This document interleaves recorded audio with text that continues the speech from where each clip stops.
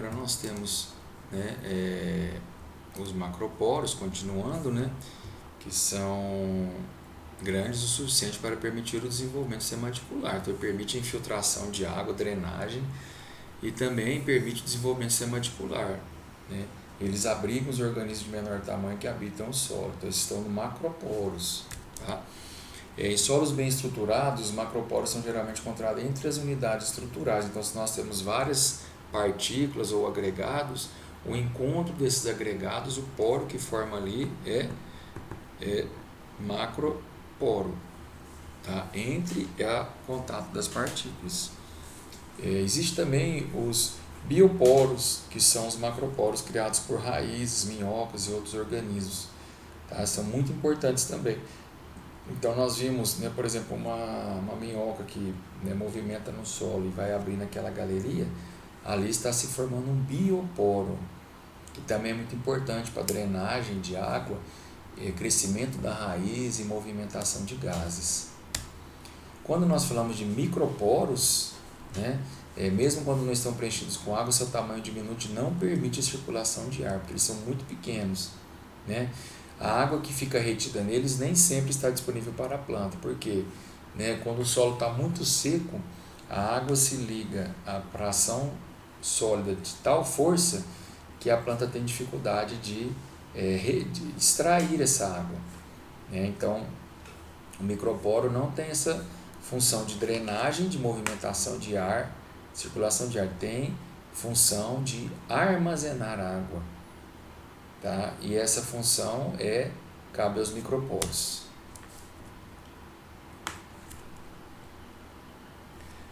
Outra característica importante, né, de nós falarmos é no que diz respeito à cor do solo, né?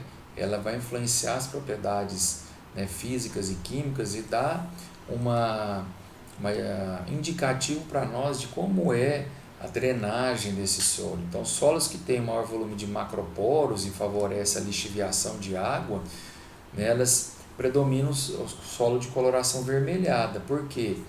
Né? Quem confere a cor ao solo é o mineral ferro e a matéria orgânica. Tá? Se o mineral ferro estiver na forma oxidada, que é o 3+, vai formar um óxido de ferro que chama hematita. Quando esse solo ele tem uma restrição à drenagem de água, ele vai formar um óxido de ferro que chama goetita. Tá? Essa goetita ela confere a coloração amarelada ao solo. Tá? Então, quando a gente fala assim, um latossolo vermelho e amarelo, ele tem óxido de ferro na forma 3+, e óxido de ferro na forma 2+. Por quê? Quando há uma certa restrição à drenagem de água, né, há ausência de oxigênio e o ferro 3+, ele reduz a ferro 2+, havendo assim uma alteração na cor do óxido. Tá? Então, por isso que a cor é um indicativo da drenagem do solo. Se esse alagamento do solo, persistência pela ausência de oxigênio permanecer por um longo período, o ferro ele vai continuar se reduzindo, chegando a precipitar o sair do ambiente do perfil do solo, conferindo ao solo na região alagada a coloração cinza. Tá? Então, vejam bem, os solos que têm coloração avermelhada, eles têm uma boa drenagem de água. Os solos que têm a coloração amarelada, eles têm uma drenagem de água intermediária. E os solos que têm coloração cinza, eles têm uma drenagem de água restrita, né? E isso está ligado à porosidade, né, e proximidade do lençol freático, né? A matéria orgânica, então o óxido de ferro ele confere a coloração vermelha, amarela ou cinza. No caso da matéria orgânica, ela confere a coloração negra mesmo, escura.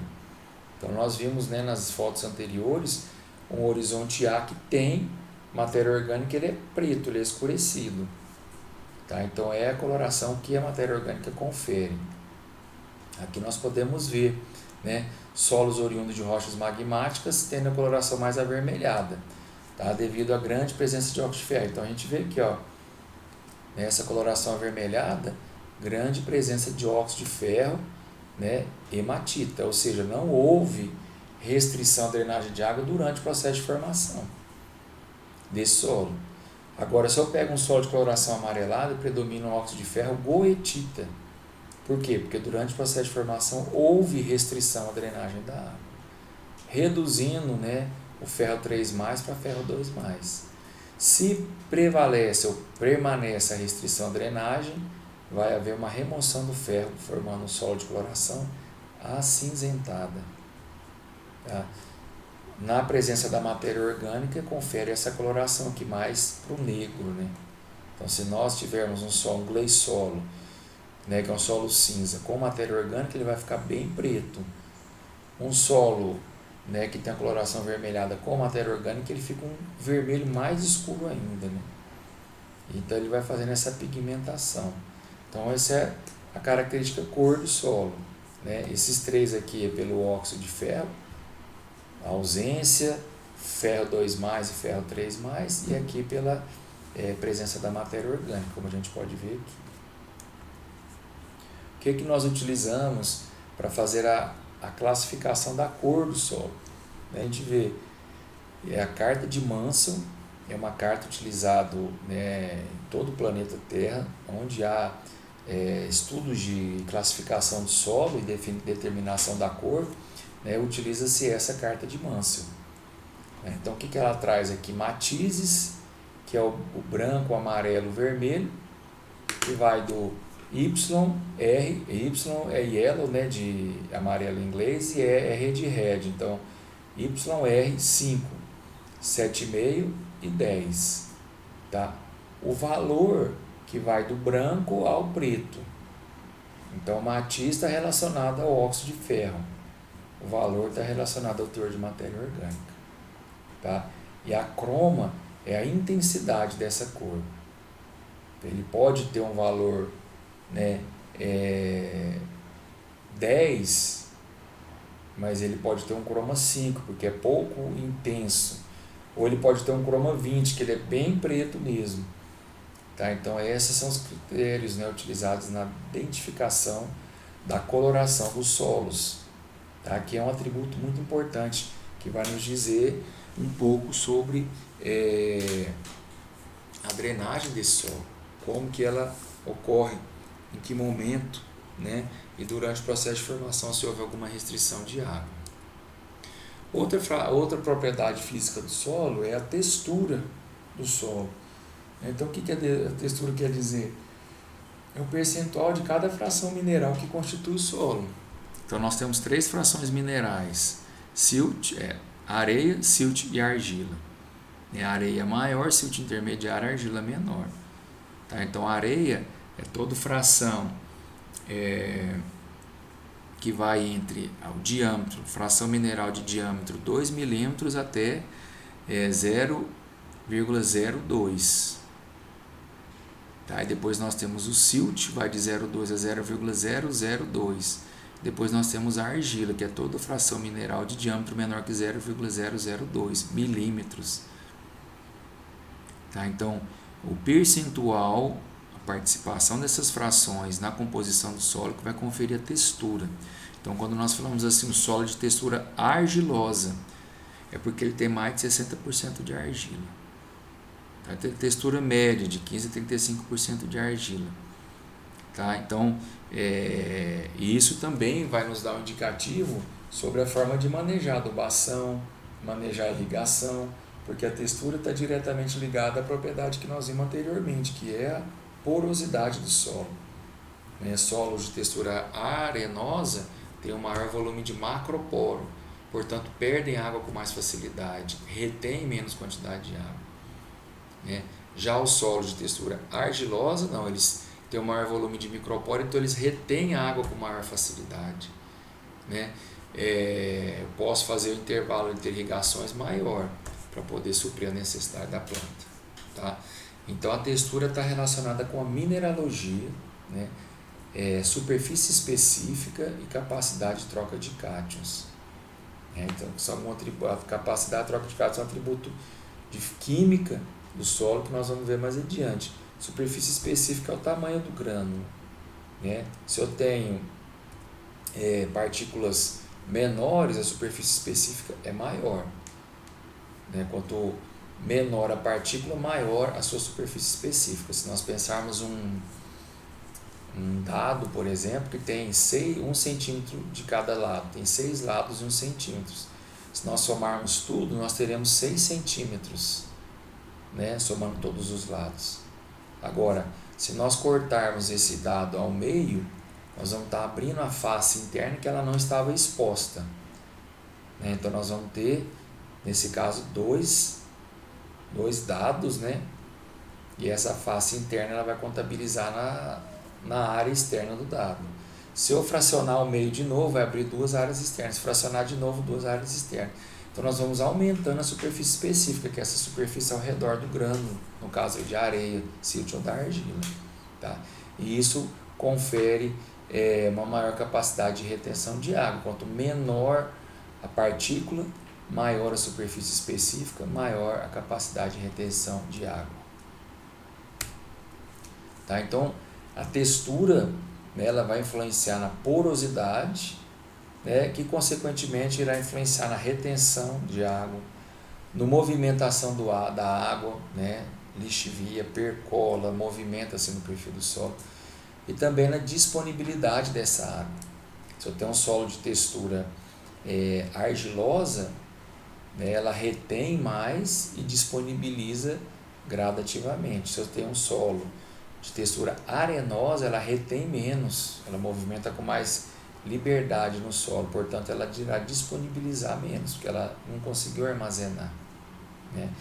Então a textura e a porosidade influenciam também no arejamento. O que é arejamento? Troca de gases. Como que é a movimentação de gases? Ela ocorre nos poros. Por isso que solos encharcados as plantas morrem, porque nesse caso não há movimentação de gases, não há arejamento. Tá? A raiz precisa respirar. Por isso que o solo, né, os poros são importantes, porque eles permitem, né, que os gases sejam movimentam-se no solo e as raízes possam absorvê-los, né? A textura e a porosidade vão influenciar também na disponibilidade de nutrientes. Quanto menor a partícula, maior a superfície específica, maior a capacidade que esse solo tem essas partículas têm de reter nutrientes por conta das cargas negativas que vão sendo originadas nesse processo de fragmentação da fração mineral.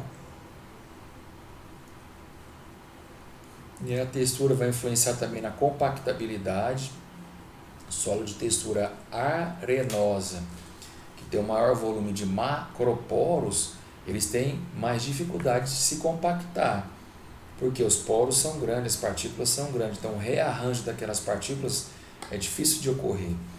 Já em solo de textura argilosa, né, o maior volume de microporo, né, elas têm uma maior facilidade de se compactar, porque o volume de poros é menor, né, então o rearranjo daquelas partículas ocorre de forma mais fácil. Então se der uma chuva de 20 milímetros, eu passar um trator no solo argiloso, eu vou estar compactando esse solo.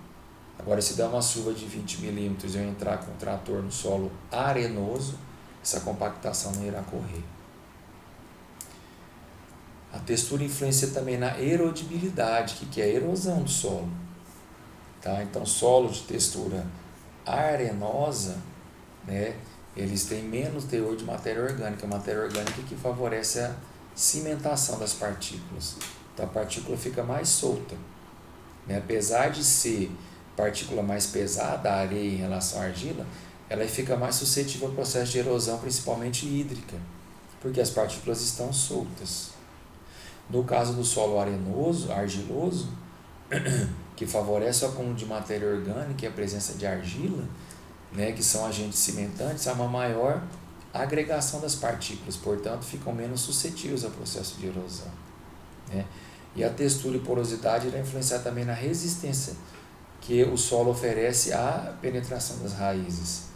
Então, se eu tenho um solo, né, que tem uma grande quantidade de argila, né, e acaba havendo uma compactação em decorrência do uso incorreto de implementos agrícolas, né, essa compactação oferecerá resistência à penetração de raízes, e a raiz fica limitada em determinada parte do solo.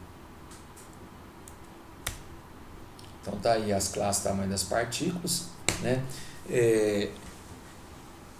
ou a areia, que vai de muito grossa, grossa, média, fina e muito fina, vai de 2 a 0,05, tá?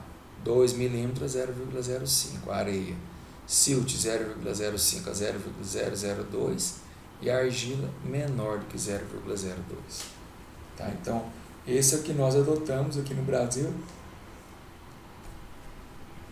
que é o que a Sociedade Brasileira de Ciência do Solo determinou como classe, né?